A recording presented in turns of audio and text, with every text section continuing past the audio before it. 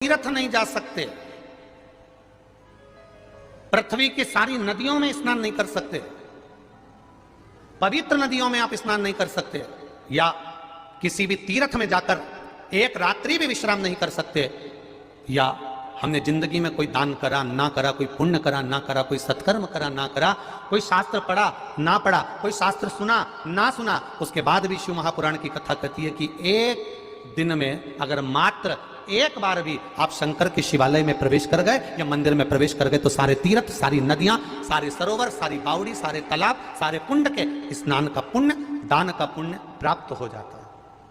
केवल शिव तत्व को प्राप्त कर लेने। शिव महापुराण की कथा कह रही है कि घर में जो दिया होता है वो दीपक भी कोई साधारण नहीं होता,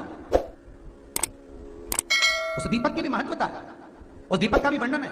महाराज एक बात और बहुत अच्छे से सुनिएगा, शायद आपकी जिंदगी को सवार हो, शायद आपके जीवन को सवार हो। मेरी जीजियों, मेरे जीजाओं, मेरी बेटियों, बेटाओं, कभी मौका लगे शंकर भगवान के शिवलिंग के पास में आप बैठे हैं, यहां तक शास्त्र कहता है कि घर में अगर किसी को बहुत तेज बुखार आ गया है, बहुत तेज बुखार, और बच्चा उस बुखार में तप रहा है, बहुत तप रहा है, महाराज तुम जिस दिए में भगवान की आरती उतारते हो, जिस दिए से तुम भगवान की पूजन करते हो, कभी मौका लगे और आप पूजन करने के लिए गए, कभी पूजन करने के लिए, और आपको शंकर भगवान के शिवलिंग के पास में या शंकर भगवान के शिवलिंग के ऊपर कनेर का अगर पीला फूल देखा है ना आप लोगों ने, अरे बोलो तो जमके, देखा है? कनेर का यदि पीला फूल शिवलिंग के आसपास में या शंकर भगवान के ऊपर कहीं रखा हुआ भी दिख जाए, विषम परिस्थिति हो, बहुत हिम्मत ना हारते हो, तभी भगवान अकेले में एकांत में आप पहुंचे उनके पूजन के लिए, कनेर का पुष्प वहां रखा, चाहे वो जलाधारी पर रखा हो, चाहे वो शिवलिंग के पास में रखा हो, शिवलिंग पर रखा हो, उस कनेर के पुष्प को अगर आप 5 जगह का स्पर्श कराकर अपने हृदय की बात कहकर वापिस महादेव को समर्पित कर देते हो तो भी मेरा महादेव तुम्हारे दुख का निवारण कर देगा। अब वो 5 स्थान, पहला गणेश जी का जो स्थान होता है वह जगह, दूसरा षडानंद कार्तिक,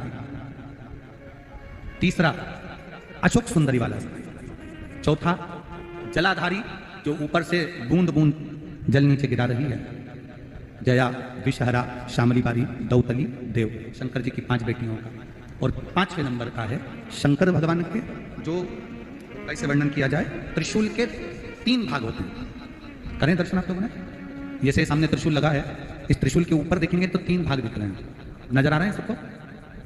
त्रिशूल का जो 3 भाग होता है, उस 3 भाग का जहां ज्वाइंट होता है, जहां मिलता है, एक जगह पर देखो तीनों भाग एक जगह पर मिले हुए, 3 भाग का जहां मिलन होता है, 5वां स्थान, ये 5वां स्थान, यहां पर स्पर्श कराकर शिवलिंग पर अपनी कामना कर श्री शिवाय नमस्तुभ्यम कहकर बाबा से अपने मन की बात कहकर जो समर्पित कर देता है, हम 3 महीना भी नहीं कहेंगे, हम तो कहेंगे अगर ज्यादा दुख है 3 दिन इंतजार करना, मेरा बाबा उस दुख को मिटाएगा। 3 महीना बहुत दूर, पर करना है दिल से।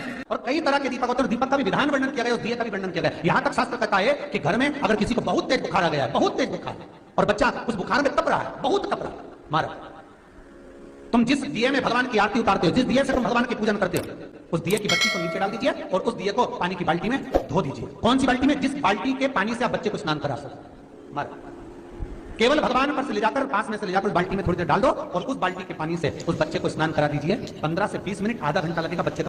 बड़ी बेचैन दिख रही हो तुम, क्या बात है? पार्वती जी कहती है, देवव्रत, कश्मीर प्रदेश का एक भक्त देवव्रत बेलपत्री के वृक्ष के नीचे बैठकर आपका मंत्र जाप कर रहा। मैं आपको जगाना नहीं चाहती थी, पर बेलपत्री के वृक्ष के नीचे लक्ष्मी झाड़ू लगाती है, सरस्वती वीणा बजाती है, इंद्राणी उस बेलपत्री के वृक्ष के नीचे जल का सिंचन करती है, 33 कोटि देवी देवता उस बेलपत्री के वृक्ष की जड़ में विराजमान होते हैं।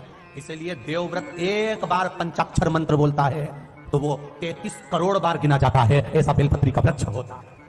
बेलपत्री के वृक्ष के नीचे एक बार अगर भगवान का नाम लिया जाता है तो वो 33 करोड़ बार, 33 कोटि बार गिना जाता है। एक मंत्र केवल नमः शिवाय ओम नमः शिवाय, नमः शिवाय ओम नमः शिवाय, 33 कोटि बार गिना जाता है, 33 कोटि। कितना सुंदर लिखा है। फिर वही वाली बात आ गई जो पहले कथा में कहा, अपने लिए अच्छा वाला घी छाट के लाना, अच्छी कंपनी का लाना, और जब यज्ञ करने बैठे, पूजन करने बैठे, हवन करने बैठे, भगवान का कोई पाठ पूजन करवाई, पूजा वाले दुकान पे बोलना कि पूजा का घी चाहिए। तो वो पूजा का सामान बेचने वाला भी चतुर था, उसने पूजा का ही घी दिया। तो इन्हें पूछा भैया ये घी कितने का? तो क्या 80 रुपए का? तो 80 रुपए का आधा किलो? तो क्या पूजा का है? विचार करिए जरा। अब और मांग कितना रही है? बस बेटा सीए में पास हो जाए भगवान, इसीलिए मैंने पूजन कराई। अब भगवान बोल रहे 80 रुपया का घी हमको लगा रही चूना, 80 रुपया का, और वो पूजन वाले की दुकान पर जाके घी का दिया लगाइए। अगर 40 का पाठ कर रहे हो हनुमान जी का, और बहुत ज्यादा संकट है, बहुत ज्यादा परेशानी है, इसका पाठ करो तो तिल्ली के तेल का दिया लगाओ, काली तिल के तेल का दिया, तिल का दिया हनुमान जी के सामने आसन बिछाकर। बहुत तकलीफ है तो 3 पाठ प्रतिदिन करो, और एक आसन से जितने समय 9 बजे अगर आप बैठते हो पाठ करने तो 9 बजे ही बैठना है।